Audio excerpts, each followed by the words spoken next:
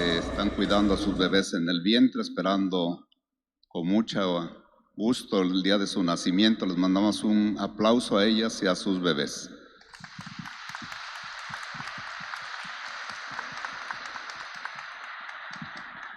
Ahora levanten la mano todos los niños y niñas que nos acompañan aquí en la catedral o ahí en sus casas participando de la Eucaristía. Les damos un fuerte aplauso también a los niños y niñas que nos acompañan. Ahora levanten la mano los jóvenes de entre 13, 14 años hasta los 29. Son poquitos, pero les damos un aplauso a la juventud, divino tesoro.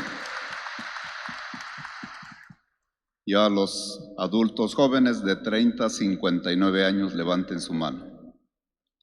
Bien, pero damos un aplauso a todos los adultos jóvenes.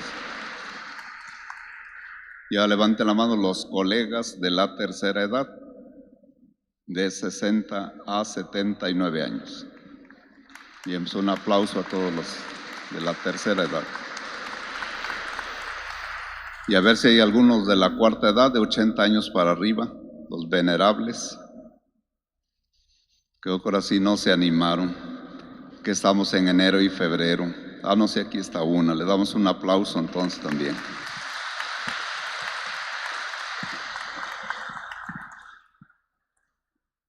A ver, levanten la mano todos los que vienen de fuera de Jalapa, de otros municipios, de otras poblaciones, de otros estados. Bueno, les damos la bienvenida, gracias por acompañarnos aquí en la celebración. Y ahora levanten la mano todos los que viven aquí en Jalapa, sean aquí nacidos o adoptados. Bien, pues un aplauso a los jalapeños y jalapeñas ilustres. Y a todos los hermanos y hermanas que a través de las estaciones de Oliva Radio, del patrón que está en la ciudad de Córdoba, abarca toda la zona de Fortín, de toda la región de Orizaba, de Zongolica, de Mariano Escobedo, hacia Coscomatepec, Huatusco, Yanga, Cuitlagua, el puerto de Veracruz, la costa y la cuenca del Papaloapan. Les mandamos también un aplauso y gracias que nos acompañan.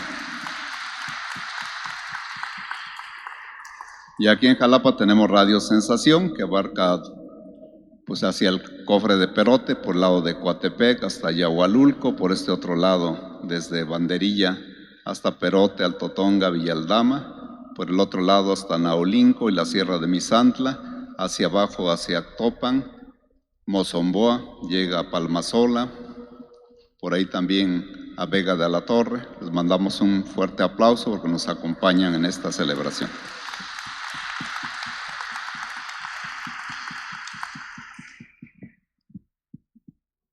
Y pasando a la palabra de Dios, pues hoy se nos presenta que para tener una experiencia religiosa es necesario encontrarse con Dios, encontrarse con el Señor. Y para ello, pues hay a veces personas que nos facilitan entender lo que está pasando en nosotros. Muchas veces Dios se manifiesta, ya sea por su palabra, ya sea por experiencias que tenemos en la oración, y sentimos ahí su presencia. Pero eso necesita un discernimiento, es la palabra que se utiliza, una clarificación. Por ejemplo, en la primera lectura nos habla de Samuel. ¿Quién era Samuel? Uno de los primeros profetas, era un niño que nació de milagro porque su mamá era estéril, se llamaba Ana, y su papá se llamaba Elcaná. Y su mamá, alguna vez que fue a hacer oración al templo de Silo, donde estaba el sacerdote Elí, fue lo que le pidió a Dios: concédeme un hijo, soy estéril, y aquí en Israel es una vergüenza ser estéril. Concédeme un hijo, y si me lo das, yo te lo consagro. Y pues resulta que Dios se lo dio, y después dio otros hijos más. Y entonces cumplió ya su palabra y llegó a consagrar a Dios ahí al templo de Silo con el sacerdote Elí. Y el episodio que hoy se nos presenta es ya un poquito más crecido, el niño, ya adolescente, escucha estas palabras: Samuel, Samuel, en la noche cuando él está durmiendo. Entonces se levanta al escuchar las palabras, va a ver al sacerdote Elí. Aquí estoy porque me has llamado. No, hijo, yo no te he llamado, vuélvete a acostar. Eso pasa una segunda vez. Y a la tercera vez, entonces Elí comprende que es Dios el que le está hablando. Y le dice, mira, si vuelves a escuchar esa voz, contesta lo siguiente: habla, Señor, que tu siervo te escucha. Eso es lo hermoso, o sea, siempre se necesita una cierta mediación de alguien que nos ayude a clarificar la experiencia de Dios que cada uno de nosotros tiene. Si nos pasamos al Evangelio, nos damos cuenta que allí la mediación es Juan Bautista. Ya Juan había empezado todo el movimiento de la preparación de la llegada del Mesías, del que iba a bautizar con fuego y con Espíritu Santo. Y cuando ve a Jesús que llegó a bautizarse y luego al siguiente día lo ve pasar y dice, este es el Cordero de Dios, el que quita el pecado del mundo. Juan era de los que tenían una experiencia muy fuerte de Dios desde el vientre materno.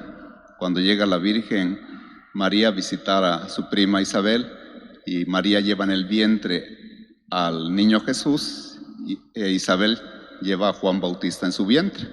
Entonces el primer encuentro que tienen. Y después él escuchó seguramente la voz del Señor y se puso a profetizar ahí en el desierto y a bautizar, pero era un bautismo de arrepentimiento, de penitencia, de perdón de los pecados. Y Jesús somete a eso, como lo vimos la semana pasada, pero aquí en el Evangelio de San Juan es el que nos presentan ahora. Entonces es la experiencia que ya algunos de los discípulos que estaban con Juan Bautista, y cuando escuchan que él lo señala a Jesús como el Cordero de Dios que quita el pecado del mundo, pues se van tras de él. Y Jesús les dice estas palabras: ¿qué buscan? Y ellos le responden: Maestro, ¿dónde vives? Y Jesús les contesta: vengan y lo verán. Y dicen que se pasaron toda la tarde esa con él, que eran como las 4 de la tarde.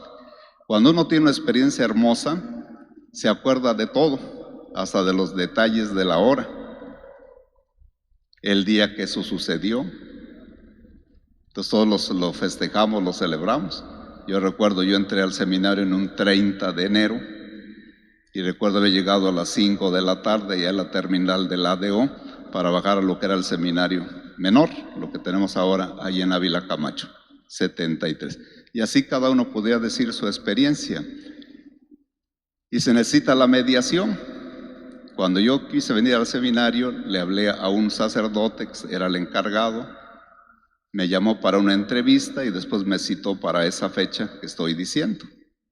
Entonces todos necesitamos esa mediación.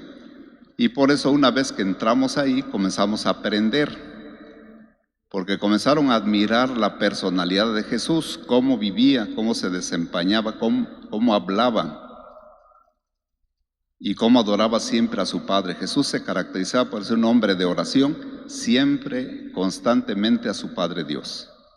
Y de ahí sacaba la fuerza para su predicación, para los milagros, para expulsar los demonios y todas las maravillas que él realizaba. Era la experiencia del Padre que la buscaba constantemente. Se pasaba a veces noches él solo, o se retiraba cuando había un acontecimiento importante. En lugar de celebrarlo como haríamos muchos de nosotros, él se retiraba a hacer oración. Y eso fue lo que fueron aprendiendo los discípulos. Y los discípulos a la vez también se hacen mediación para otros. Nos dice ahí que uno de los que encontraron a Jesús era el posteriormente apóstol Andrés. Y llega entonces a buscar a su hermano Simón y le dice: hemos encontrado al Mesías. Y lo lleva a Simón ante Jesús. Jesús, al verlo, le dice: tú eres Simón, hijo de Juan, tú te llamarás Cefas o Kefas o piedra o roca, Pedro. Ahí es el primer encuentro del gran apóstol, que será pues la roca, la base para la fundación de la iglesia de nuestro Señor Jesucristo. Todas experiencias son necesarias, pero tenemos que aprender a vivir como vivía Jesús. Había un cantito por ahí, recuerdo,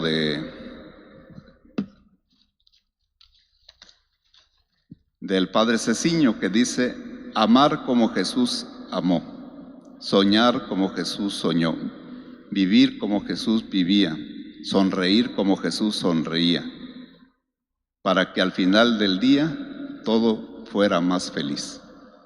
Es un cantito que expresa exactamente esto, que hay que aprender a vivir como Jesús, y para ello pues, hay que conocerlo. ¿Y cómo lo conocemos?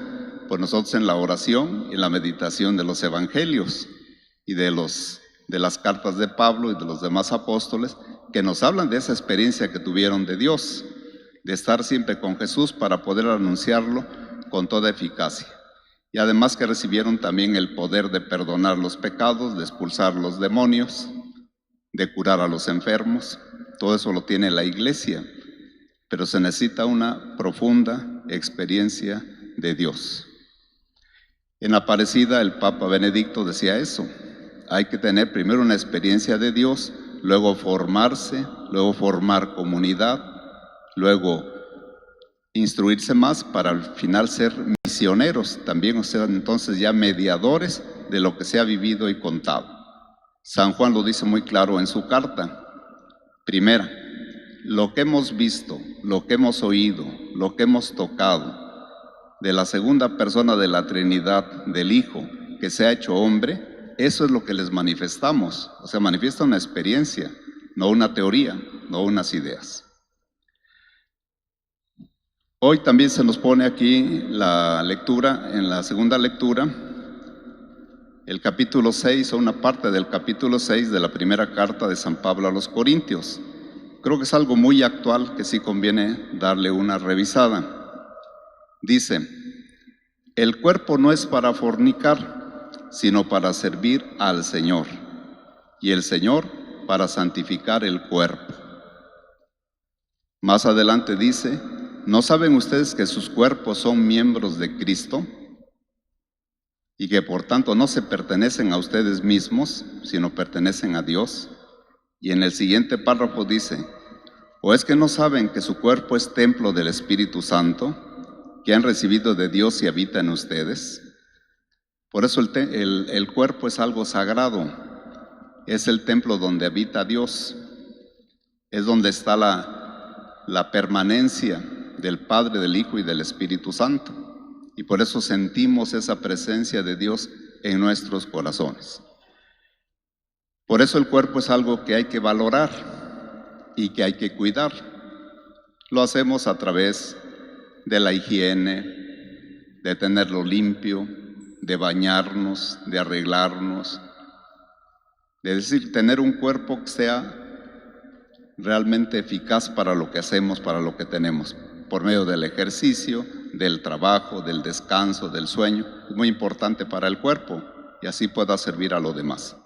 Pero tenemos la contraparte, y la contraparte es la que nos pone aquí. El cuerpo no es para fornicar, sino para servir al Señor.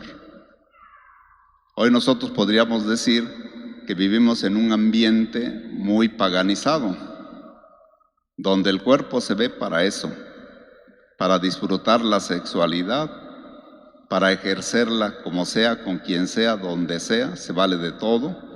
Es un libertinaje absoluto. Entonces ya no hay el respeto ni por el propio cuerpo, ni por el cuerpo de las otras personas.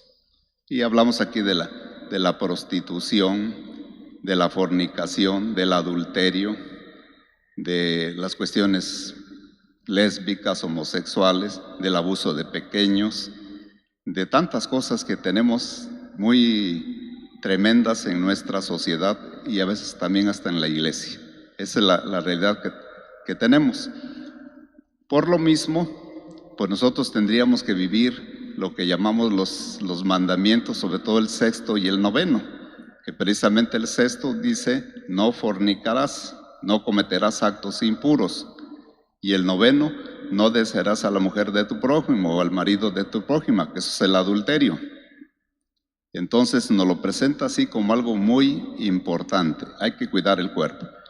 Pero yo aumentaría no solo en la sexualidad, porque hoy también destruimos mucho el cuerpo por otras razones. Por ejemplo, por el alcohol exagerado, por las drogas. ¿Cuánta gente se destruye nada más por ingerir drogas y en poco tiempo acaban con su cuerpo, acaban con su vida? Y además también nosotros tenemos todo el tiempo noticias de algunas personas que destruyen el cuerpo de los demás. Encontramos que por ahí dejaron la cabeza colgada y el cuerpo se encuentra en otro lado, que fue desmembrado, que fue asesinado, que fue martirizado. Y es en todos, en hombres y en mujeres. Y a veces empieza la violencia en la propia casa y se manifiesta más en el cuerpo. Por eso yo pienso que sí tenemos que valorar el cuerpo, que es lo que Dios nos ha dado y es como el templo donde habita el Espíritu y donde también nuestro espíritu se encuentra con Dios. Es muy importante la valoración de esto. Así que ojalá lo tengamos muy en cuenta, todo lo que significa la importancia del cuerpo. Vamos ahora a escuchar el siguiente cuentito que se llama Mis obras dicen quién soy. Comienza así. Durante el primer día de clases, todos los alumnos de secundaria estaban emocionados. Se reencontraban los compañeros de la primaria y se podían conocer nuevos amigos. Rafael conoció a 2 nuevos compañeros de clase y al llegar a la casa comentó con doña Sofía, su mamá: «Mami, hoy conocí a Juan Carlos y a Pedro. Juan Carlos platica mucho. Nos dijo que sus papás son millonarios, que tienen una gran casa con alberca y 4 autos. No obstante su gran riqueza, dice que estudia mucho, siempre hace las tareas, ayuda a todos y nunca niega un favor a sus padres». Doña Sofía le preguntó: «Oye, ¿y cómo es Pedro?». Rafael le contestó: «Lo conocí poco, porque casi no platican, es reservado en sus comentarios». Durante la siguiente semana, Rafael se acercó más a Juan Carlos que a Pedro. Pensaba que era mejor contar con un amigo de buen corazón, tan responsable y con tanta fortuna. Sin embargo, pocos días después Rafael comenzó a dudar de Juan Carlos, porque Pedro era el más responsable del salón, y pensó: Pedro siempre llega temprano y tiene sus apuntes en orden. Por el contrario, Juan Carlos siempre llega tarde, culpa al chofer de su retraso e inventa todo tipo de pretextos para no entregar las tareas. A pesar de ello, Juan Carlos seguía hablando maravillas de su familia y su comportamiento. Rafael estaba confundido, pero pronto tuvo la oportunidad de aclarar sus dudas. En cierta ocasión salió al baño durante la última hora de clases y no tuvo tiempo de anotar la tarea. Entonces decidió visitar a Juan Carlos para pedirle la información. Nunca había visitado la casa de su amigo, pero tenía la dirección que él le había dado. Cuando llegó al lugar se asombró por la magnífica construcción y los autos último modelo, pero más le admiró la información que le dio el propietario de esa mansión. Este le dijo: «Mira, Juan Carlos vive aquí, pero él no es el dueño de la casa, él es el hijo de nuestra cocinera». Ya en la cocina, Rafael conoció a la madre de su amigo, una mujer humilde que se esforzaba en dejar limpios sus instrumentos de trabajo. Rafael la saludó cortésmente y le preguntó: «Oiga, ¿y por qué no le ayuda a su hijo Juan Carlos?». Ella le respondió: «Cuando le pido un favor, siempre se niega y se molesta. Yo prefiero no distraerlo porque dice que le dejan mucha tarea y no puede descuidar su estudio». Rafael decidió buscar a su amigo y fue al cuarto de servicio. Sin que lo descubriera, lo observó largo tiempo. Juan Carlos no estudió ni ayudó a su madre. Pasó la tarde acostado y viendo televisión. Rafael decidió retirarse en secreto y salió desilusionado de aquella casa. Había descubierto que Juan Carlos era mentiroso, flojo y egoísta, lo contrario de todo lo que él presumía. Entonces se dirigió a la casa de Pedro. Antes de tocar la puerta miró por la ventana y observó que Pedro estudiaba y hacía la tarea. Rafael llamó su atención con pequeños golpes en el cristal de la ventana y éste salió a recibirlo amablemente.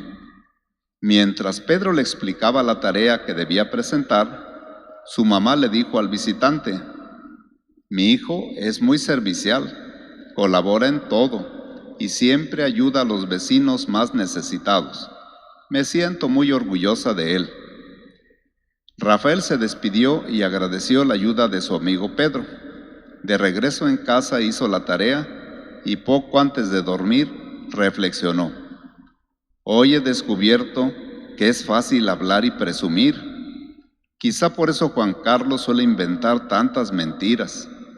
Sin embargo, he aprendido que nuestra mejor carta de presentación no son nuestras palabras, sino nuestras obras». Entonces recordó un texto del Evangelio en que unos hombres le preguntaron a Jesucristo: «¿Quién eres?». Y él les dijo: «Vengan y lo verán». Jesús no quería que lo conocieran de oídas. Deseaba que tuvieran la experiencia de estar con él, para que conociéndolo supieran quién era en realidad. Aquellos hombres siguieron a Jesús y después de conocerlo, decidieron permanecer con él, porque descubrieron que Jesús era el Mesías, el Hijo de Dios. Aquella noche Rafael valoró más a su amigo Pedro, porque aunque hablaba poco de sí, vivía con responsabilidad, amando y sirviendo a sus semejantes. Rafael aprendió que las obras dicen más que 1000 palabras. Tenemos por ahí un refrán que se aplica tanto al hombre como a la mujer, que dice: si quieres conocer a Andrés, vive con él un mes. Si quieres conocer a Inés, vive con ella un mes. Entonces te darás cuenta realmente de qué tipo de persona se trata. Pues ojalá quienes nos frecuentan y nosotros estemos siempre cercanos a nuestro Señor Jesucristo y que nuestras obras hablen más que nuestras palabras. Que así sea.